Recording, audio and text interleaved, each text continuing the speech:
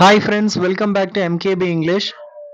நாம இப்போ கோவத்தை எக்ஸ்பிரஸ் பண்றதுக்கு இங்கிலீஷ்ல என்னென்ன சென்டென்சஸ் ஃப்ரேசஸ்லாம் யூஸ் பண்ணுவாங்களோ அதை பத்தி பார்க்கலாம்.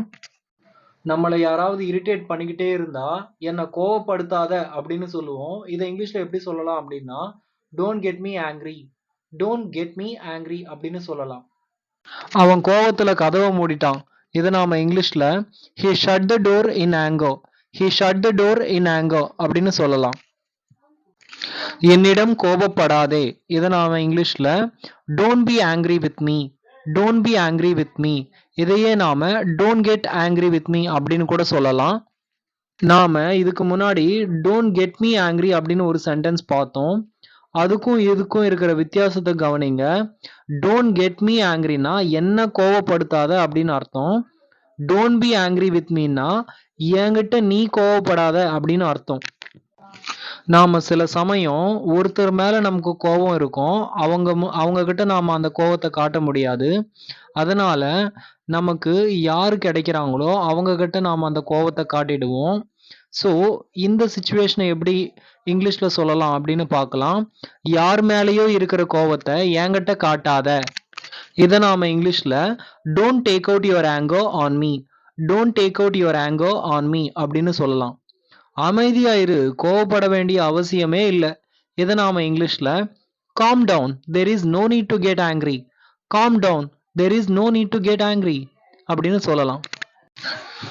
எனக்கு எக்ஸாம்ல மார்க் கம்மியா வந்தா எங்க அப்பா என்ன சும்மா விட மாட்டாரு, அதிகமா கோவப்படுவாரு. இதை நாம இங்கிலீஷ்ல எப்படி சொல்லலாம் அப்படின்னா my dad will go mad if I get low marks in exam, my dad will go mad if I get low marks in exam. நாக்க அடக்கி பேசு, இதை நாம இங்கிலீஷ்ல எப்படி சொல்லலாம் அப்படின்னா hold your tongue, hold your tongue அப்படின்னு சொல்லலாம். என் கண்ணிலேயே படாத, இதை நாம இங்கிலீஷ்ல get out of my sight, get out of my sight அப்படின்னு சொல்லலாம். உங்களோட பேசணும்னாலே எனக்கு எரிச்சலா இருக்கு, இதை நாம இங்கிலீஷ்ல I am irritated to talk to you, I am irritated to talk to you அப்படின்னு சொல்லலாம். நீ அவங்க மேல இருக்கிற பகையை வளர்த்துக்கிட்டே போயிட்டு இருக்க அப்படின்றத நாம இங்கிலீஷ்ல you are nursing a grudge against them, you are nursing a grudge against them அப்படின்னு சொல்லலாம். என்னை சீண்டாத, இதை நாம இங்கிலீஷ்ல don't try to provoke me, don't try to provoke me அப்படின்னு சொல்லலாம்.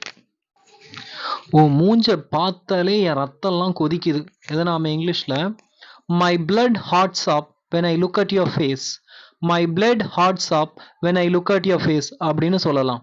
என்னை கட்டுப்படுத்திக்க முடியாத அளவுக்கு நான் கோபமா இருந்தேன்.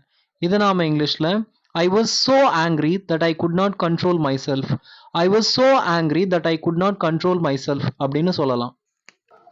நீ உன் வேலையை பாரு, இதை நாம இங்கிலீஷ்ல mind your own business, mind your own business அப்படின்னு சொல்லலாம். ஃப்ரெண்ட்ஸ், இன்னைக்கு கிளாஸ்ல நாம கோவத்தை எக்ஸ்பிரஸ் பண்றதுக்கான சில சென்டென்சஸை பார்த்தோம்.